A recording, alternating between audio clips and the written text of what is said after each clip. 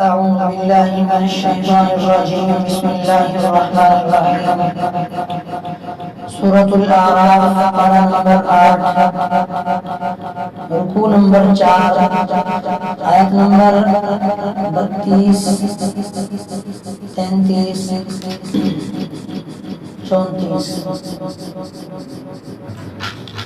قل من حرم زينة الله التي أخرج لعباده والطيبات من الرزق قل هي للذين آمنوا في الحياة الدنيا خالصة يوم القيامة كذلك نفصل الآيات لقوم يعلمون قل إنما حرم ربي الفواحش ما ظهر منها وما بطن والإثم والبغي بغير الحق وأن تشركوا بالله ما لم ينزل به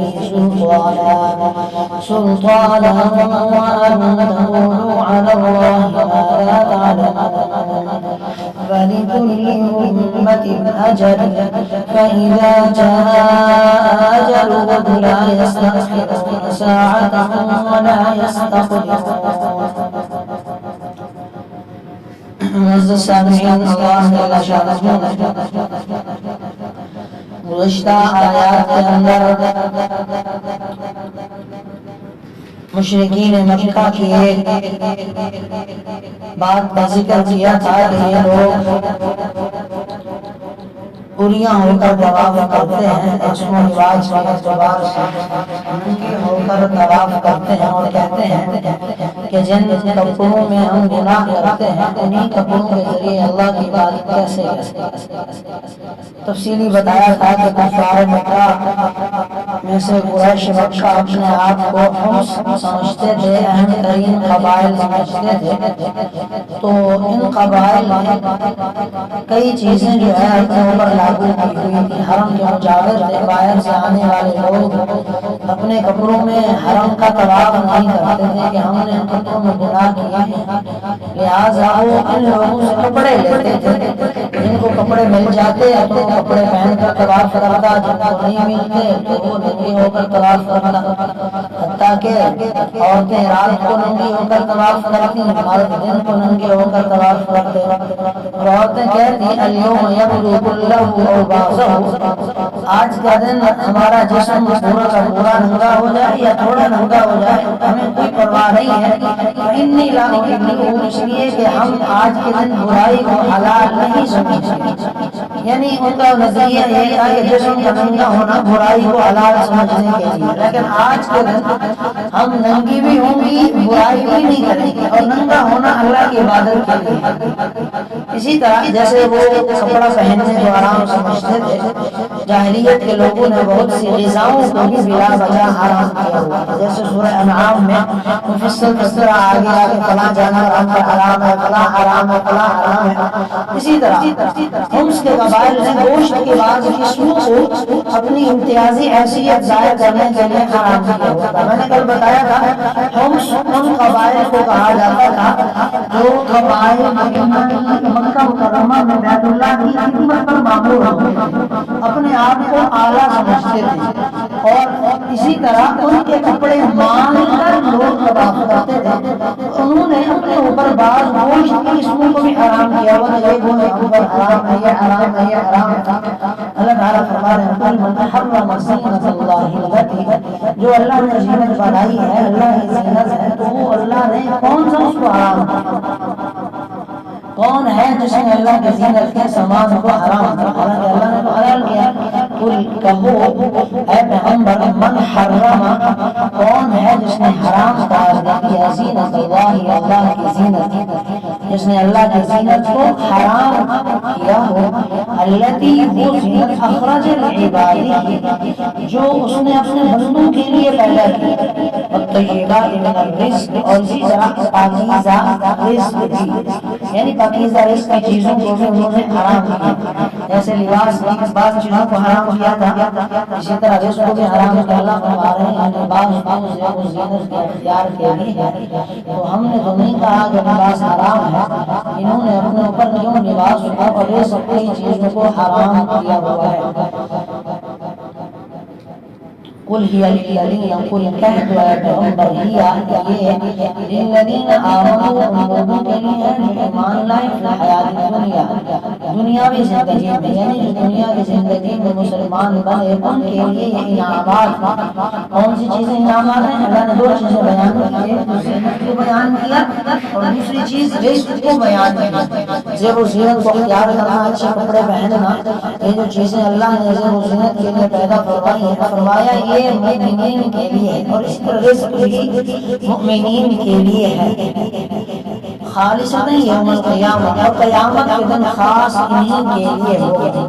یہ در حقیقت کفار مکہ کی ایک بات کا جواب ہے۔ وہ کہا کرتے تھے کہ اگر اللہ تعالیٰ کو ہمارا موجودہ طریقہ پسند نہیں ہے کہ ہم کپڑے اپنے لیے خاص کر لیتے ہیں، گوشت کی بعض چیزوں کو حرام قرار دیتے ہیں، تو پھر وہ ہمیں رزق کیوں دے؟ یہ آج کل کا بھی اعتراض ہے لوگوں کا کہ بھی اگر ہم اللہ کے مقبوض ہیں، اللہ ہم سے ناراض ہے، ناپسند ہے، اللہ ہمیں اچھا نہیں سمجھتا، تو پھر اللہ ہمیں تو اتنے بڑے انعامات دے رہا ہے، ہمارے پاس گاڑی بھی ہے، دولت بھی ہے، ساری چیزیں بھی ہیں۔ تو اللہ تعالیٰ فرما رہے ہیں کہ یہ دنیا کی جو نعمتیں ہیں، حیات دنیا، یہ مومن، کافر، مشرک، موحد، ملعون، مرحوم، سب کے لیے اللہ نے نعمتیں رکھی ہیں۔ اس میں مشرکین کو بھی اللہ نے دیا، جاہلیہ کو بھی دیا، رب کے وجود کے منکر انہیں بھی اللہ نے یہ ساری نعمت، صحت بھی دی، آنکھ، ناک، کان، جسم، کھانا پینا، زمین بھی ہے، ساری چیزیں دی ہوئی ہیں، لیکن فرمایا خالص یوم القیامہ، یہ سارے انعامات قیامت والا دن خالص مومنین کے لیے، اس میں کوئی کافر، کوئی دوسرا اللہ کی رضا کے علاوہ شامل نہیں۔ یہ اللہ تعالیٰ نے مومنین کے یہ بات ارشاد فرمائی، گزشتہ میں نے پہلے بھی بتلایا تھا کہ زیب و زینت کو اختیار کرنا چاہیے، یہ محمود ہے، اللہ کے ہاں مقبول ہے زیب و زینت کو اختیار کرنا، جب تک کہ وہ تکلیف اٹھا کر اپنے آپ کو وسعت سے زیادہ میں اپنے آپ کو پریشان نہ رکھا جائے، ایسی صورت میں اس وقت تک زیب و زینت اختیار ہے، جائز ہے۔ اللہ کے رسول صلی اللہ علیہ وآلہ وسلم نے ایک مرتبہ ایک ایسا قیمتی جوڑا پہنا تھا کہ جس کی قیمت 27 اونٹ، اسی طرح جومۃ الجندل کے حاکم عقیدر نے رسول اللہ صلی اللہ علیہ وسلم کو ایک قیمتی لباس ہدیہ کیا جس کی قیمت 35 اونٹنیاں تھی، بڑا مہنگا سوٹ تھا۔ سیدنا حسین رضی اللہ تعالیٰ عنہ شہادت کے وقت پشم کا سوٹ پہنا ہوا تھا، جو اس وقت کے اعتبار سے بڑے بڑے بادشاہوں کو بھی نصیب نہیں۔ حضرت امام ابو حنیفہ رحمۃ اللہ علیہ 400 درہم کی چادر اوڑھے رہتے ہیں، امام حسن، امام عبداللہ، اسی طرح اکثر اکابرین جو ہیں بڑے قیمتی لباس زیبتاً اختیار کرتے ہیں، لیکن اللہ کے رسول کا یہ بھی سوٹ تھا، یہ دو مہنگے سوٹ بھی تھے، لیکن عمومی طور پر سادہ زندگی گزارتے تھے۔ عمر ابن خطاب رضی اللہ عنہ پائبند زیادہ لباس پہنتے تھے اور اپنے عمال کو سختی سے تاکید کرتے تھے اور کہتے تھے کہ اگر حاکم وقت عمدہ لباس پہنے گا تو لوگ عیاشیوں میں حاکم سے جری بن جائیں گے، لوگ بڑے جرأت والے ہو جائیں گے اور وہ انہی کاموں میں آ جائیں گے۔ اگر امیر المومنین عمدہ سوٹ پہنے گا تو اس کے بعد آپ سارے گورنر بہترین سوٹ پہننے کی جدوجہد میں مصروف ہیں۔ بہرحال مصلحت کے پیش نظر سادہ لباس بھی پہنا جا سکتا ہے اور عمدہ لباس بھی پہننے کی اجازت ہے، جب تک کہ اس میں غیر ضروری تکلف نہ اٹھایا جائے۔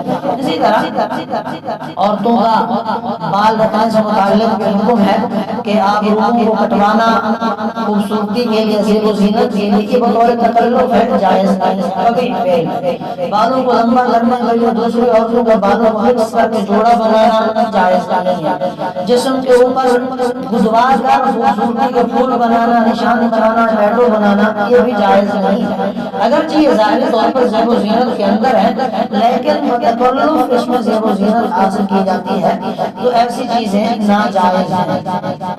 فرمایا قل انما حرم كذلك نفصل الآیات لقوم یعلمون، اسی طرح ہم تمام آیتیں ان لوگوں کے لیے نفصل تفصیل سے بیان کرتے ہیں، لقوم یعلمون، جو علم سے کام۔ قل کہہ دو، اللہ تعالیٰ آج حرام چیزوں کا بیان کر رہا ہے کہ اب حرام کیا کیا ہے، انہوں نے تو اپنے لیے حلال چیزوں کو حرام کیا، میں بتلاتا ہوں۔ قل کہہ دو اے پیغمبر، انما حرم، میرے پروردگار نے حرام قرار دیا، رب یا میرے پروردگار نے الفواحش بے حیائی کے کاموں، بے حیائی کا ہر کام جو ہے وہ اللہ کے ہاں حرام، چاہے اس میں زنا ہو، لواطت ہو، گالم گلوچ ہو، فحاشی اور بیانی کی باتیں ہوں، بے لباسی ہو، اور دوسری چیزیں بخل ہو، بخل کو بھی اللہ کے رسول نے بے حیائی شمار کیا ہے، اسی طرح نظروں کا بے حیائی ہو، ساری کی ساری بے حیائی کے کام حرام ہے۔ فرمایا ما ظہر منہا وما بطن، چاہے وہ بے حیائی کھلی ہوئی ہو یا چھپی ہوئی ہو۔ ہمارے ہاں تو یہ ہے کہ بے حیائی اگر کھلی ہے تو پھر اس پہ اعتراض ہوتا ہے، کبھی سر عام گناہ کر رہے ہیں، سر عام گناہ کر رہے ہیں کہ چوری کر رہے ہیں، اس کو غلط سمجھتے ہیں۔ اگر چھپ کر بے حیائی کی ہے سمجھتے ہیں ہمیں سے بیٹھنے کے ساتھ جائز ہے، اسلام اس چیز کے خلاف ہے۔ بے حیائی چاہے آپس کی رضامندی سے ہو یا چھپی ہوئی ہو یا ظاہر ہو، ہر طریقے کی بے حیائی جو ہے وہ حرام ہے، کسی صورت جائز نہیں ہے۔ فرمایا حرام چیزوں میں سب سے پہلی چیز اللہ نے جو حرام کی وہ بے حیائی ہے، والبغی بغیر الحق۔ دوسری چیز جو اللہ نے جائز نہیں قرار دی، فرمایا نیز ہر قسم کے گناہ کو، والاثم اور گناہ جو ہے اللہ کے ہاں یہ بے حیائی کا کام ہے، یہ بھی حرام کام ہے، اللہ گناہوں کو بھی پسند نہیں کرتا۔ والبغی بغیر الحق، اور نہ حق کسی سے زیادتی کرنا، یہ بھی اللہ نے حرام قرار دے دیا۔ کسی کے ساتھ ظلم کرنا، اس کے حق کو کھا جانا، اس کے پیسوں کو، اس کے مال کو، یا اس کے ساتھ حسن سلوک والے معاملے میں کوتاہی کرنا۔ اللہ کے رسول علیہ السلام نے فرمایا المسلم من سلم المسلمون من لسانہ و یدہ، مسلمان تو وہ ہے کہ جس کے ہاتھ سے اور جس کی زبان سے دوسرے مسلمان محفوظ ہو۔ اگر کسی کے ہاتھ سے مسلمان محفوظ نہیں، کسی کی زبان سے مسلمان محفوظ نہیں، تو ایسا شخص مسلمان کہلانے کا حقدار نہیں۔ اس نے فرمایا والبغی بغیر الحق، حق کسی سے زیادتی کرنا کہ اللہ کے ہاں ظلم ہے۔ اور ظلم کے بارے میں قاعدہ یہی ہے کہ اللہ مظلوم کے ساتھ ہے، چاہے وہ مظلوم کافر اور مشرک ہو۔ من تشرکوا باللہ، اور تیسری چوتھی چیز فرمایا کہ جو اللہ کے یہاں حرام ہے کہ تم اللہ کے ساتھ کسی ایسی چیز کو شریک مانو ما لم ينزل به سلطانا، اس کے بارے میں اللہ نے کوئی دلیل نازل نہیں کی۔ یعنی ویسے شرک تو ہے ہی حرام، دلیل بھی کسی چیز کی ہے ہی، لیکن فرمایا تمہارے لوگوں کی تسلی کے لیے کہ تم کسی چیز کو اللہ کے ساتھ شریک مانو تو اللہ نے اس کو بھی حرام قرار دیا۔ اللہ تعالیٰ کے ہاں کوئی چیز ایسی حلال نہیں ہے کہ جس کو تم اللہ کے ساتھ شریک کرو، نہ انسانوں میں، نہ جنات میں، نہ جانوروں میں اللہ کے ساتھ نہ کوئی شریک ہے، اس کی صفات میں کوئی شریک نہیں، وہ اکیلا تنہا ہے۔ فرمایا وَأَن تَقُولُوا عَلَى اللَّهِ مَا لَا تَعْلَمُونَ، نیز اس بات کو بھی اللہ نے حرام قرار دیا تم اللہ کے سامنے وہ باتیں لگاؤ جن کی حقیقت کا تمہیں ذرا بھی علم نہیں ہے۔ یہ بات تو درست ہے کہ کسی انسان کے ساتھ بھی غیر اخلاقی بات کرنا، وہ غلط بات اس کے ساتھ منسوب کرنا، ناجائز اور غیر اخلاقی کبھی فعل ہے کسی انسان کو ملوث کرنا جبکہ اس کے ساتھ اس کی حقیقت نہیں ہے، اور یہ جرم کے ساتھ ساتھ انتہائی سنگین معاملہ ہے کہ اللہ تعالیٰ کے ساتھ اگر یہ کیا جائے تو پھر انسان کافر بن جاتا ہے، یعنی اللہ پر جھوٹ باندھ رہا ہے، بہتان باندھ رہا ہے اللہ کے معاملے میں۔ اس لیے اللہ تعالیٰ کے ساتھ جب کوئی بات منسوب کرنی ہو تو انتہائی احتیاط کی ضرورت ہے، جب تک انسان کو یقینی علم نہ ہو جائے ایسی نسبت کا اقدام ہرگز جائز نہیں ہے۔ اس لیے فرمایا اللہ کے رسول علیہ السلام کے ساتھ بھی یہی معاملہ ہے کہ رسول اللہ کے ساتھ کسی چیز کو منسوب کرنے کی اس وقت تک اجازت نہیں ہے جب تک کہ آپ کو کامل یقین نہ ہو کہ یہ امام الانبیاء نے فرمایا۔ ہم جو ہے اکثر و بیشتر اس بات میں کوتاہی کر جاتے ہیں، حدیث میں آیا، حدیث میں فرمایا، حدیث میں کہا گیا، ایسے ہی کہہ دیتے ہیں حدیث مطلقاً، یہ حدیث لغت میں بات کو کہتے ہیں، لیکن اصطلاح عرب کے اندر، رجم کے اندر حدیث رسول اللہ کی بات کو، آپ کے قول کو، آپ کی تقریر کو، آپ کے فعل کو کہا جاتا ہے۔ تینوں کے معنی الگ الگ ہیں، قول، فعل، تقریر، تینوں الگ الگ چیزیں ہیں۔ بہرحال تینوں کو حدیث ہی کہا جاتا ہے اور اللہ کے رسول کے ساتھ بھی بات کو شامل کرنے میں احتیاط کی ضرورت ہے۔ فرمایا وَلِكُلِّ أُمَّةٍ أَجَلٌ، ہر قوم کے لیے ایک معیار مقرر ہے۔ فَإِذَا جَاءَ أَجَلُهُمْ، چنانچہ جب ان کی مقررہ معیار آ جاتی ہے، لَا يَسْتَأْخِرُونَ سَاعَةً، تو وہ گھڑی بھر بھی اس سے پیچھے نہیں ہو سکتے، وَلَا يَسْتَقْدِمُونَ، اور نہ ہی وہ اس سے آگے ہو سکتے ہیں۔ جب وقت آ جائے گا، اب یہ بات یہ موت سے متعلق ہے اور اکثر فرماتے ہیں موت سے متعلق نہیں ہے، اللہ نے ہر قوم کو عروج دیا ہے، بس عروج کا وقت مقرر ہے، جب ختم ہوگا پھر اللہ فوراً زوال دے دیں گے، ایک گھڑی بھی اس کی آگے پیچھے نہیں ہے۔ ہمارا دعا فرمائے اللہ تعالیٰ۔ بسم اللہ الرحمن الرحیم، الحمد للہ رب العالمین، اللهم صل على سيدنا محمد وبارك وسلم۔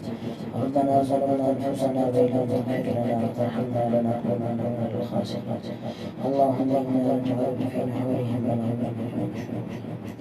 اللهم اغفر لنا وارحمنا وعافنا وتجاوز عنا سيئاتنا وتوفنا مع الابرار، صلى الله تعالى على خير خلقه محمد وآله وأصحابه أجمعين، آمين برحمتك يا أرحم الراحمين۔